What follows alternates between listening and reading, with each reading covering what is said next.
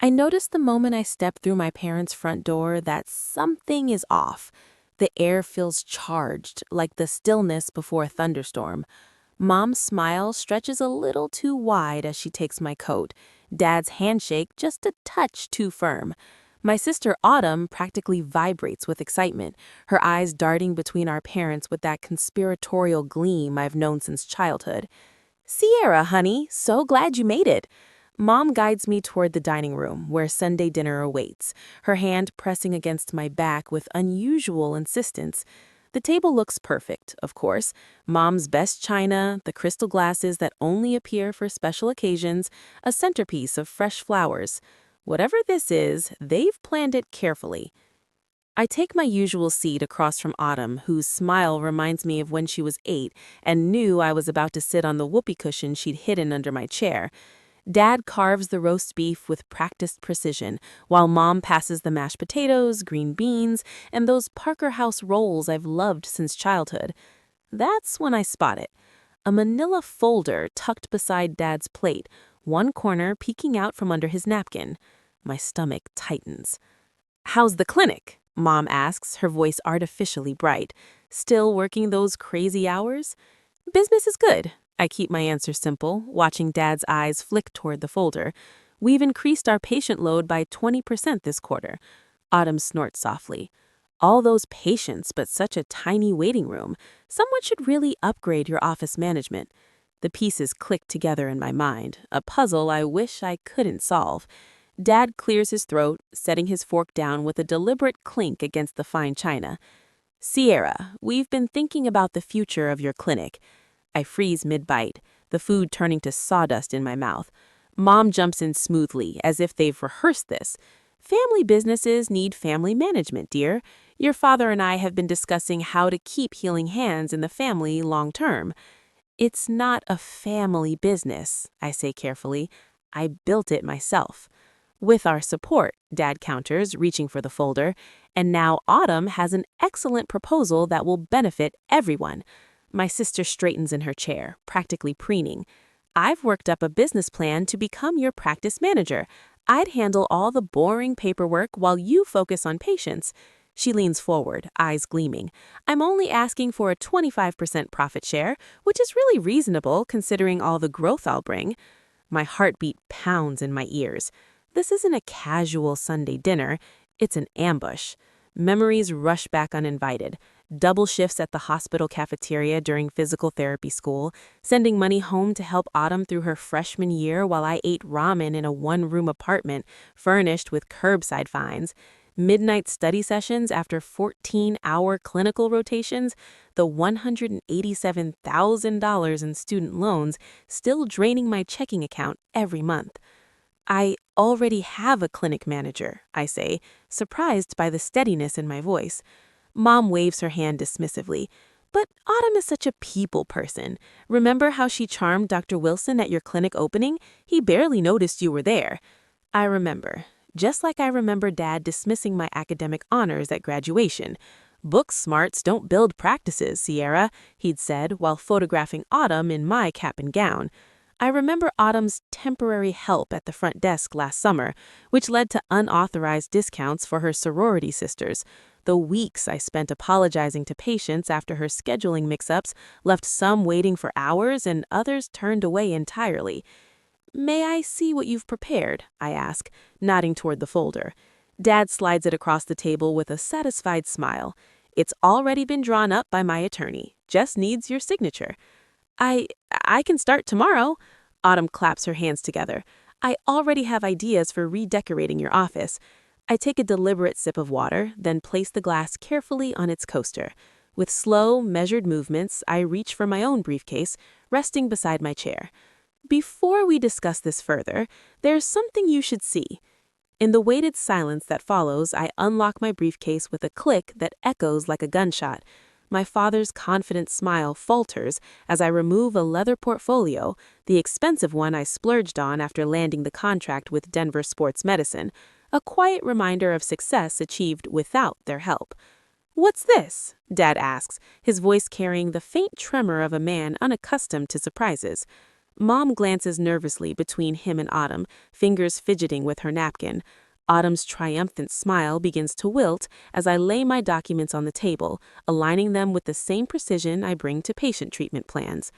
3 weeks ago, I signed a management services agreement with Colorado Healthcare Partners. I tap the top page where their corporate logo spans the letterhead. They're managing all administrative aspects of Healing Hands going forward. Dad reaches for the papers, brow furrowed. You can't make decisions like this without consulting family. Actually, I can. I slide another document toward him.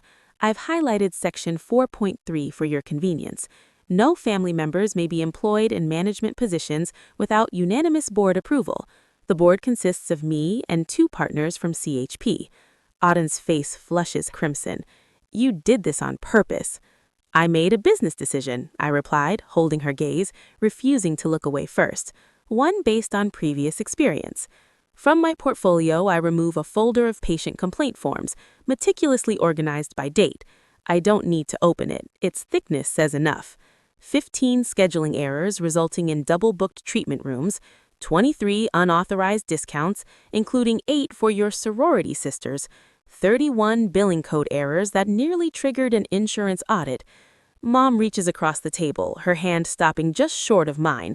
Sierra, honey, everyone makes mistakes when they're learning. These weren't learning mistakes. I stand slowly, surprised by the strength I feel towering over them. These were careless mistakes made by someone who believed the rules didn't apply to her.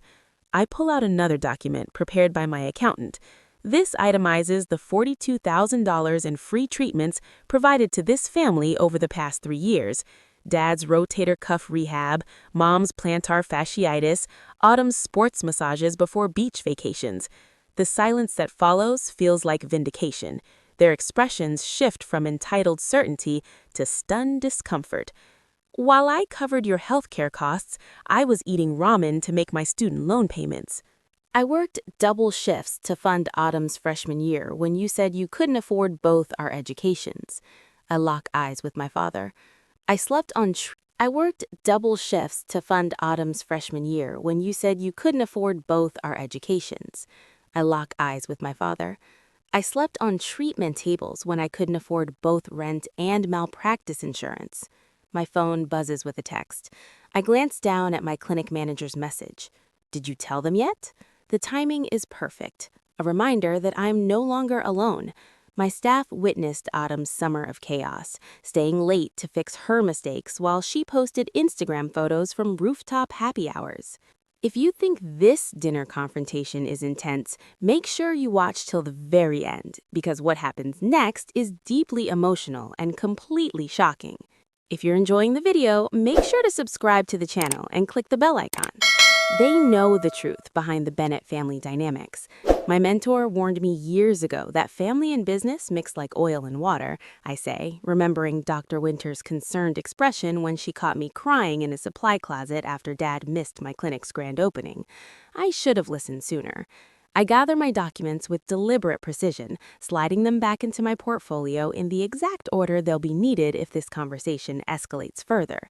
The methodical movement calms me, just like organizing treatment supplies before a difficult patient session. We can negotiate. Dad's voice has lost its authoritative edge, replaced by the tone he uses when a business deal starts slipping away. 20% instead of 25%, a trial period. I close my portfolio with a snap. My clinic isn't your piggy bank, it's my career. Mom's hand flies to her throat, a dramatic gesture she's perfected over years of family conflicts. I never thought you'd put business before family, she whispers. The statement hangs between us, revealing everything wrong with their perspective. In their minds, my success exists to benefit them. My clinic represents not my achievement, but their opportunity. I'm not putting business before family, I reply, my voice steadier than I feel inside. I'm putting boundaries before exploitation. Autumn pushes back from the table, her chair scraping against the hardwood floor. You've always been so dramatic, Sierra, acting like you did everything yourself when we've always supported you. Supported me? I raise an eyebrow. When exactly? Was it at my graduation when Dad was taking photos of you in my cap and gown? Or when Mom told Dr. Wilson I was just the medical person at my own clinic opening? The memories surface like air bubbles in water, quick, sharp, impossible to stop once they start rising. Remember my 12th birthday when I got a card while Autumn received a new bicycle? Or my high school valedictorian ceremony when no family members attended because Autumn had a cold? I zipped my briefcase closed. Your support has always been conspicuously absent when it mattered. Dad stands too, his height no longer intimidating the way it was throughout my childhood. You've changed, Sierra. Success has made you cold. No, I meet his gaze without flinching. Success has made me visible, and you don't know what to do with a daughter you can't ignore. I lift my briefcase from the chair, surprised by how light it feels compared to the weight I've carried for years. For the first time since entering their house, I take a deep breath that doesn't tighten my chest. I'll see myself out. I turn toward the door, then pause. Oh, and starting next month, family treatments will be billed at standard rates. Our charity program is reserved for patients who can't afford care, not those who simply prefer not to pay. Behind me, I hear my mother's shocked intake of breath, my father's muttered curse, and Autumn's theatrical sob. But for once, their reactions don't pull me back into the familiar dance of appeasement. I step out into the evening air as my phone buzzes with another message from my clinic manager. We're all here for you. And for the first time in my life, I truly believe it. That night in my apartment, memories flash back. My 12th birthday falls on a Tuesday in April, unremarkable except for the math test I aced and the single card propped against my cereal bowl that morning. 2 weeks later, Autumn turns 10 and receives a gleaming teal bicycle with streamers on the handlebars and a wicker basket for collecting neighborhood treasures. I watch from our front porch as she circles the driveway, our parents clapping with every wobbly lap. Sierra, take a picture of your sister, Dad calls, tossing me his camera. This is a milestone. I angle the viewfinder to capture Autumn's beaming face, her hair catching the sunlight as Dad steadies the bike seat. Mom waves a handkerchief like she's sending off royalty. Remember when I got my first bike? I asked, helping Mom with dishes as birthday cake crumbs still dot the kitchen table. She pauses, sponge suspended. You were a practical child, Sierra. You always wanted books instead. But I hadn't. I'd circled bikes in catalogs for 3 years running. High school graduation brings academic honors, valedictorian, science medal, a full academic scholarship to Colorado State. The auditorium buzzes with proud parents clutching bouquets and cameras. Mine arrives 7 minutes after my speech, slipping into back row seats as I return to mine. Traffic was terrible, Mom whispers when they find me afterwards, empty-handed. But we're here for Autumn's dance recital tonight. You're coming, right? The pattern repeats through college. My Dean's List certificates arrive by mail at the family home while I work double shifts in the hospital cafeteria. The envelopes sit unopened on the kitchen counter for weeks. When physical therapy graduation finally arrives, I stand alone after the ceremony until Autumn waves from across the quad.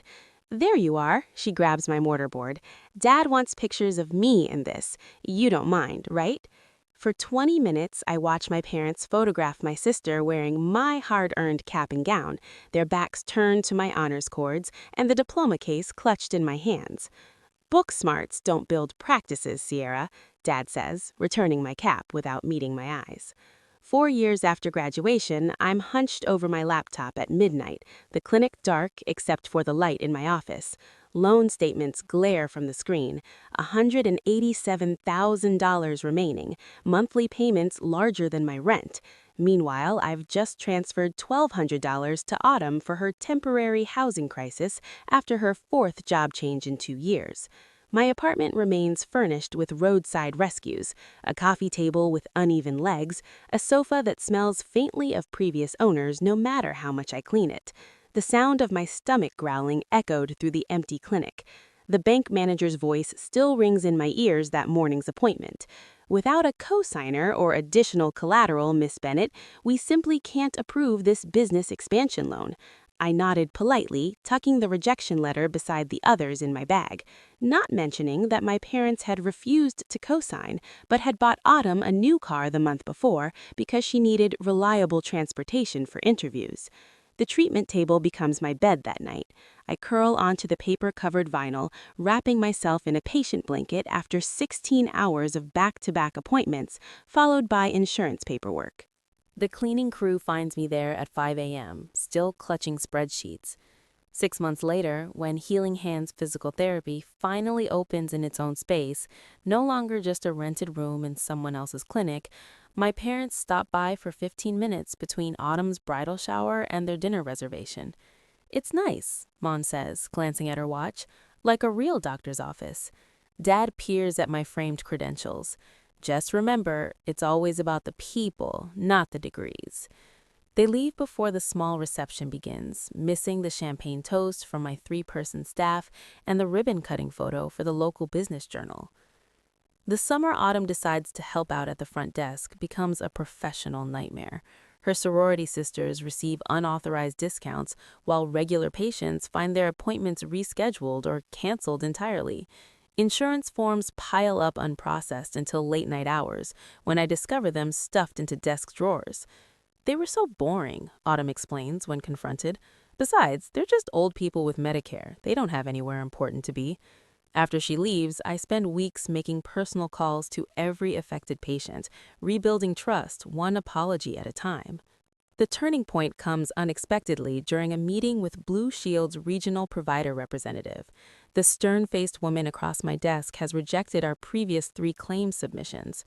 "Miss Bennett, your documentation simply doesn't meet our standards for—" I slide a folder across the desk, interrupting her practiced rejection. "These are revised protocols I developed specifically to address your guidelines. I've cross-referenced each treatment code with your latest manual." Her eyebrows lift as she flips through the meticulously annotated pages. "You did this yourself?" "Every night for 3 weeks." Her assessment is blunt. Most providers just argue or give up. 3 days later, the insurance company approves our entire claims backlog. Within months, physician referrals increase as word spreads about our exceptional documentation and outcomes. The first profitable month arrives after 2 grueling years. I stare at the accounting software late one night, checking the numbers 3 times before allowing myself to believe them. No one is there to celebrate with me, but for once, the silence feels like power rather than abandonment. I realize something profound as I lock up that night. My invisibility has become my superpower. While my family focused on Autumn's charm and social connections, I built something substantial in the shadows. The skills I developed through years of self-reliance, persistence, strategic thinking, now form the foundation of my growing business. Ellie Morgan, my clinic manager, proves this when she turns down a hospital position offering significantly more money to stay with Healing Hands. "They don't value people like you do," she tells me, tearing up the offer letter. "I've worked in healthcare for 30 years, Sierra. What you're building here is special." When Autumn's scheduling disasters create chaos, my staff stays late without complaint, ordering pizza and tackling the backlog together. "We've got this," Carlos, my lead therapist, assures me as midnight approaches. "Your sisters, interesting, but we're a team." Every Friday morning, our staff meeting begins with each person sharing both challenges and victories from the week. Every voice matters, including the cleaning staff, a stark contrast to family gatherings where my input was routinely dismissed or interrupted. The call from Denver Rehabilitation Center's medical director comes on an ordinary Tuesday afternoon. "We've been watching your outcomes data," she says without preamble. "Our orthopedic department wants to discuss a specialized treatment partnership." That evening, we gather in the clinic after hours, not for emergency rescheduling, but for celebration. 9 people now instead of the original 3, toasting with plastic cups and grocery store cake. To Sierra, who saw possibilities where everyone else saw limitations. After everyone leaves, I gently lift my first business license from its frame, tracing the embossed seal with my fingertips. Tomorrow, I'll hang it in the expanded reception area, a reminder that being overlooked sometimes allows you to build foundations no one expects to stand. 6 weeks after the confrontation, my corner office offers a panoramic view of Denver's skyline, though I've positioned my desk to face the treatment floor. Instead, through the glass wall, I watch Meredith guide Mrs. Hoffman through post-stroke exercises. Meredith's patience reflects what I strive for with every patient, something my family never understood about healing. The contrast between my modest office and our state-of-the-art treatment areas is intentional. While patients deserve cutting-edge equipment, I've learned to function perfectly well with a second-hand desk and a simple chair. Every dollar saved is reinvested where it matters. I straightened the original Healing Hands therapy sign mounted on my wall, salvaged when we expanded last month from 3 treatment rooms to 15. From just me to a team of 15 therapists who share my vision of patient-first care. My phone vibrates for the 3rd time today. Mom again. I silence it without reading the message. It will be like yesterday's and the day before.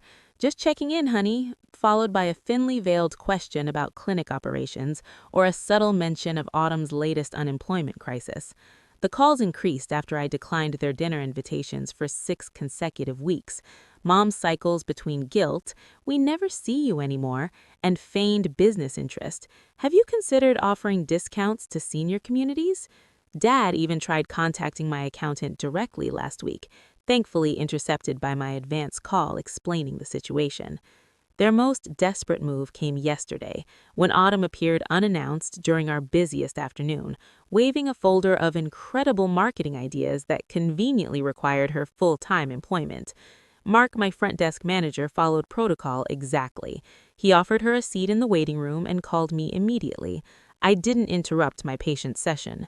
The afternoon sun warms my face as I open my laptop and reread the email I've drafted, deleted, and rewritten 14 times. It's measured, precise, and necessary. To my family. As I have already stated, after careful consideration, I'm establishing professional boundaries regarding Healing Hands therapy. The clinic remains closed to family employment or management input. All treatment services will be billed at standard rates. Business discussions are limited to my management team. I remain open to rebuilding our personal relationship separate from my professional life. Sierra. My finger hovers over send as my office door opens. Carol, my clinic manager, steps in with 2 steaming mugs. "Thought you might need reinforcements," she says, setting a coffee beside my laptop. "I saw the social media post." I raise an eyebrow. Carol slides her phone across the desk. It's my mother's Facebook profile featuring a photo from my clinic's opening day 3 years ago. Mom stands beside me, arm around my shoulder, a rare moment of apparent support I now recognize as performative. So proud of my daughter Sierra's vision with Healing Hands therapy, we've always believed in her healing touch. Proud mama, family business. The hashtag is interesting, Carol says carefully. Family business. The words taste bitter. I click send on my email. They've never paid $1 toward this clinic, I say quietly. They've never worked an hour here. They never believed it would succeed until it did. People are noticing the disconnect, Carol replies. Dr. Reynolds mentioned it last week when he referred that complex shoulder case. I look up, surprised. He said he always sends patients here because I built something genuine, not something handed down or gifted. Carol taps my original business license frame.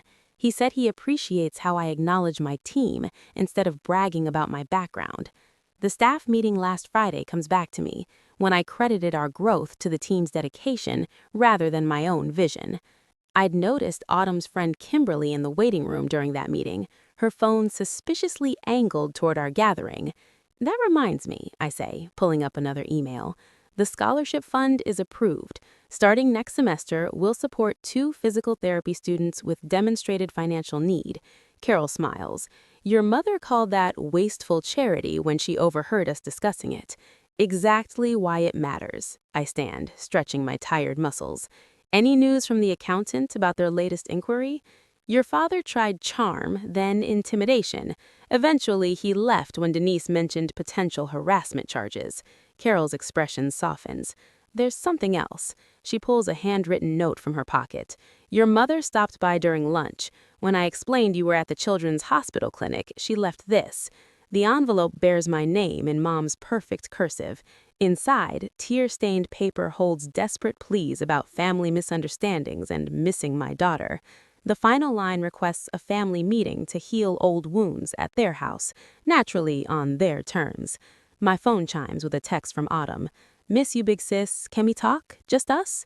Carol watches me absorb the latest maneuvers. "Your father's letter arrived in yesterday's mail, too. Very formal, suggesting family mediation with his attorney present."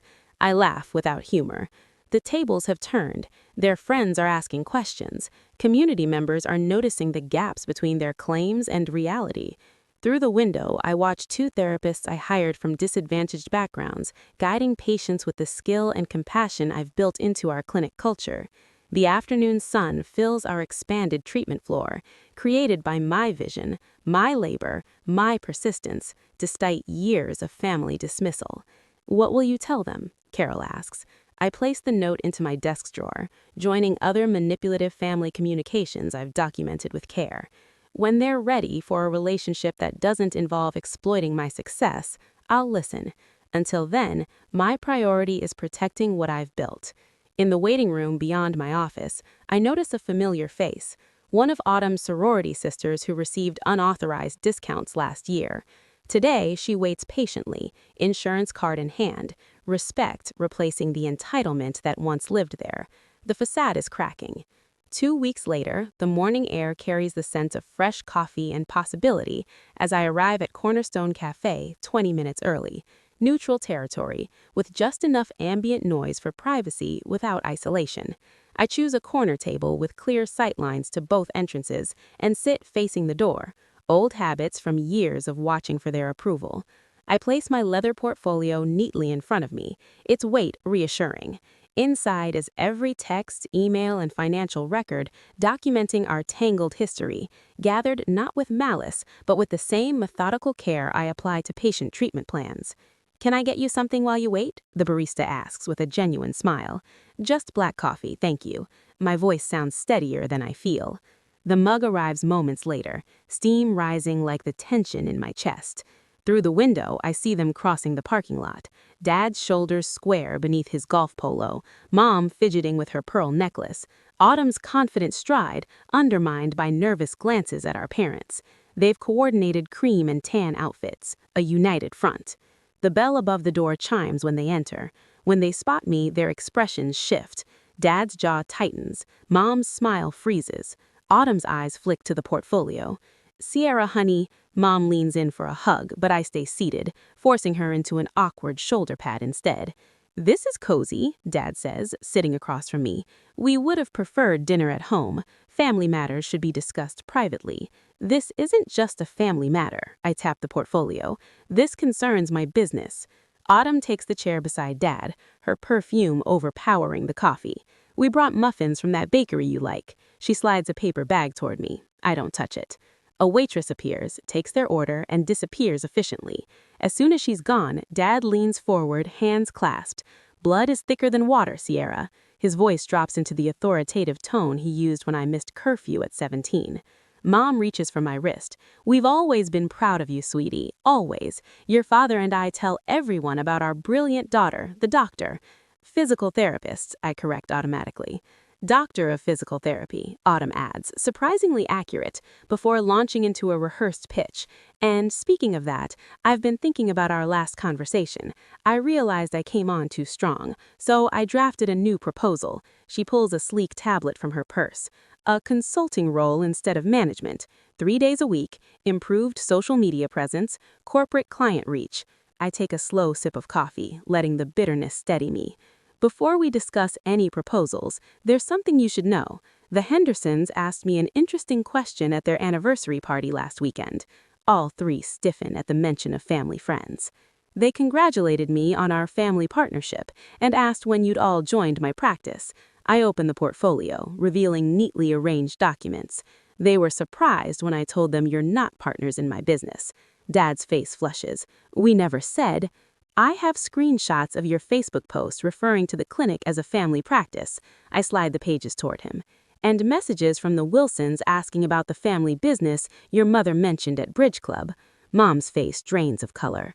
"Sierra, it's just expressions of pride." "Is it?" I pull out another document. This is Dr. Reynolds' email asking why Dad contacted him about partnership opportunities for my clinic. Silence settles between us, broken only by the hiss of the espresso machine and low cafe chatter. "You've been watching us?" Autumn's voice edged with accusation, as if I'm the one who betrayed trust. "I've been paying attention," I replied evenly. "The same attention I used to build my practice while you were telling your sorority sisters they could get free treatments." Dad straightens, trying to reclaim control. "We're getting sidetracked. We're here to discuss Autumn's role." "Autumn will have no role in my clinic." The words come out with a calm certainty that surprises even me. "Neither will you or Mom." Mom's hand flies to her throat. "After everything we've done for you." "Everything you've done?" I extract a spreadsheet from my portfolio. Here's an itemized list of the free treatments I've provided to this family over 3 years. Market value, $42,735. Here are the loans I gave Autumn during my first 2 years of practice when I could barely make rent, $16,450, still unpaid. Autumn's face contorts. "You said those were gifts." "I said we'd figure it out later." It's later. Dad's businessman mask slips for the first time. "You can't possibly expect repayment after all you've what?" I cut him off, voice level but firm. "After you missed my doctoral hooding ceremony for Autumn's sorority fundraiser? After you told Dr. Wilson I was playing at business until I found a husband? After you dismissed my clinic opening as just another job?" I place my palms flat on the table, steadying myself. These are my terms for any future relationship. First, my business decisions are mine alone. No input, no suggestions, no contact with my colleagues. Second, any treatments for family will be billed at standard rates. Third, no more describing yourselves as partners or owners in my business. Mom's artificial composure crumbles, tears welling in her eyes, real ones this time, not the performance she typically deploys. "You can't mean this," she whispers. "We're family." "Family respects boundaries," I answer. "Family celebrates achievements instead of trying to claim them." Dad's face darkens with frustration. "This is absurd. We never thought you'd actually succeed on your own. We were trying to help secure your future." The truth slips out so easily, so naturally, he doesn't even seem to realize what he's admitted. After all these years, all my work, all my sacrifices, they never believed in me. Autumn's carefully constructed mask falls completely. "It's not fair," she hisses. "You get everything, the respect, the fancy title, the business. What about me? I'm stuck in a cubicle while you play hero in your precious clinic." There it is, the raw envy beneath the manipulation, the resentment beneath the charm. I close my portfolio with a decisive snap and stand. I built everything I have while supporting this family emotionally and financially. I'm not playing at anything, and I'm done being invisible. Check. I leave exact change for my coffee on the table and walk away. Behind me, I hear Mom's quiet sobs, Dad's harsh whisper to Autumn, the scraping of chairs, but I don't look back. For the first time in my life, I'm moving forward without checking for their approval. With each step, the weight of their expectations falls from my shoulders, and I walk into the sunlight, standing taller than when I arrived. I stand at the picture window of my expanded clinic, watching the afternoon light paint golden highlights across the Denver skyline. 1 year has passed since that fateful Sunday dinner, and the view before me mirrors the transformation within. "Dr. Bennett, your 3 o'clock is ready." Melissa, my lead therapist, appears at my side, clipboard in hand. It's Mrs. Abernathy's final session. Perfect timing. I smile, genuine warmth spreading through my chest. The waiting room bustles with activity, a stark contrast to the cramped space where I began. Now, patients sit in comfortable chairs beneath frames community service awards that have joined my original business license on the wall. The waiting list for new patients stretches 2 months out, a testament to the reputation we've built. Mrs. Abernathy, an elderly woman with bright eyes and a spine curved from decades of hard work, beams as I enter the treatment room. "There she is," she announces to no one in particular, the miracle worker herself. I laugh, setting her chart aside. The miracle was your dedication to the home exercises. Nonsense, she waves a weathered hand. My grandson says you're the best in Denver, and that boy researches everything. As I guide Mrs. Abernathy through her final stretches, I catch my reflection in the treatment room mirror. The tight shoulders and defensive posture that once defined me have softened. I stand taller now, grounded in my worth. Later, I welcome 3 new graduates to my mentorship program. They gather around the conference table, eyes bright with the same determination that once fueled my midnight study sessions. The most important thing I can teach you isn't a technique, I tell them, perching on the edge of the table. It's knowing your value. In this profession, you'll give constantly. Make sure what you give is respected. After they leave, I review the latest figures for our pro bono program serving underserved patients. The initiative now accounts for 15% of our practice, a number that would have terrified me last year, but now fills me with purpose. My phone buzzes with a text from Leah, my closest friend and leader of our professional women's support group. Ready for tonight? Your turn to share. A flutter of nervousness moves through me. Tonight will be the first time I publicly share my full journey, family struggles included. The thought both terrifies and liberates me. Before leaving, I check my personal email. Mom has sent photos of her volunteer work at the community garden, her 3rd message this week that doesn't demand anything from me. Small steps, but genuine ones. Dad's name remains absent from the sender list. Some wounds need more time than others. A separate email contains a job announcement from Autumn, her first position at a corporate office with no connection to my clinic. The message lacks her usual excessive exclamation points, a subtle sign of growing independence. The evening sun casts long shadows as I arrive at Leah's house for our monthly dinner. Unlike my parents' dining room with its oppressive formality, this space hums with authentic conversation. My chosen family of colleagues and friends pass dishes family style, their laughter a healing balm. To Sierra, Melissa raises her glass, who taught us all that standing your ground isn't selfish, it's necessary. As applause ripples around the table, I think of the scholarship I've established for PT students from challenging backgrounds, the boundary setting workshop I'll lead next month, and tomorrow's launch of our specialized vestibular rehabilitation program. When dinner ends, I step onto Leah's back porch. The mountains rise majestically against the horizon, steadfast and immovable, much like the boundaries I've learned to keep.